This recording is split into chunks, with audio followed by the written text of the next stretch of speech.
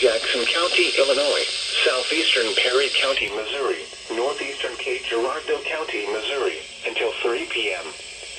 At 2:27 p.m., a severe thunderstorm was located near Daisy, or 9 miles north of Jackson, moving northeast at 65 miles per hour. Expected hazards include 60 miles per hour wind gusts and quarter-size hail. This is a radar-indicated threat. The following impacts are expected. Hail damage to vehicles is expected. Expect wind damage to roofs, siding, and trees.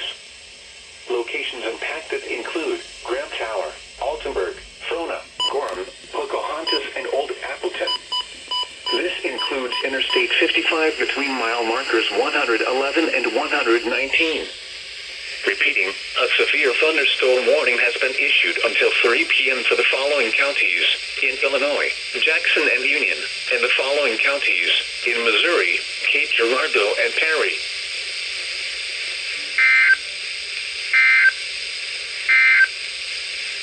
The National Weather Service